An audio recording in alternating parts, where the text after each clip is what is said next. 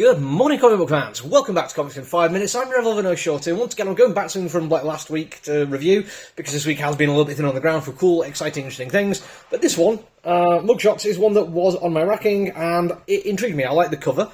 And it is worth saying that I don't really get into crime fiction that much. TV shows, movies, comic books, there's exceptions out there. People will always tell you The Wire is fantastic, and they're right. But for the most part, murder mysteries, cozy crime, serial killer kind of stuff doesn't really do anything for me in most situations.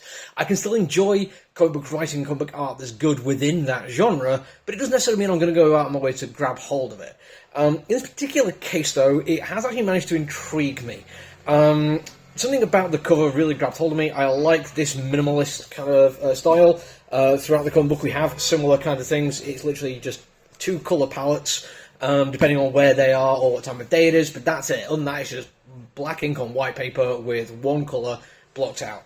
Done fantastically by, and I'm afraid I am going to have to check the names on this one, Chris Matthews, artist and cover artist, just does a fantastic job. There's some really, really amazing bits where the minimalist side of things make it stand out even more, and his use of negative space when he's just got black, white and one other colour is just brilliant. The timing he does throughout as well, by laying out the pages as he does, the guttering being just blank, works really effectively. I mean, honestly, it looks fantastic, and I was kind of like, okay, yeah, I'm going to probably give this one a go. I'm going to engage with it on its own terms. This is a comic book story about crime.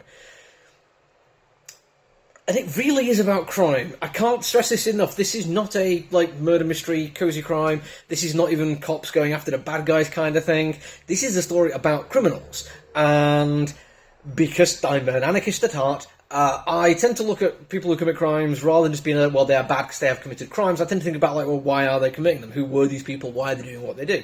And I like the fact that the world kind of, at the moment, seems to be in a position where it's giving better backstories to criminals rather than just, they had it a bit rough so they turned to crime kind of thing. Or even they just, wanted money and they turned to crime. Although, to be fair, for a lot of capitalists, that does kind of hold true. In this particular case, what we have is a very, very British take on the entire thing. And it is a very British comic book. It's split between Brighton and Newcastle. And the fact that they're dealing with that kind of gangland kind of thing with European influences coming into, to engage in illicit activities, it means the settings all really work well for me. I've been to Brighton. I've not been to Newcastle, but I'm aware of it. And here we're going to talk about the writing a little bit more, because when it comes to the dialogue in this, it's probably one of my favourite things about it. Don't get me wrong, the story is fantastic, the characterisation is good, but the dialogue feels very, very naturalistic, and it doesn't feel like it's overdone. This is an important thing at the moment, because I've encountered recently two bad bits of writing, or at least how dialogue is presented. One is in a podcast I've been really enjoying, where the basis of it is it's somebody reading out a written statement. And that is good, because when you read out something that's been written down, you're doing it a certain way.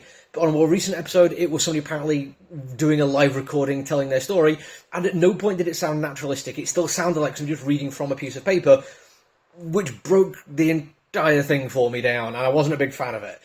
But in comic books, there's also people like How Shaken who really lean heavily into accent kind of things, to the point that it almost becomes indecipherable unless you have your head turned on correct to do it. Don't get me wrong, I'm not saying it's a bad thing for everyone to do. Irving Welsh did it quite effectively when talking about his own accent, but when it's people doing it when it's not their accent, I feel like it can verge into offensive sometimes. In this, we don't get it. Yes, they are British, but there's no over-the-top, alright, governor kind of stuff. I mean, don't get me wrong, I know the Geordie accent, and I've got friends who would consider me a southerner, who would tell me there's a very different accent between Newcastle and Sunderland.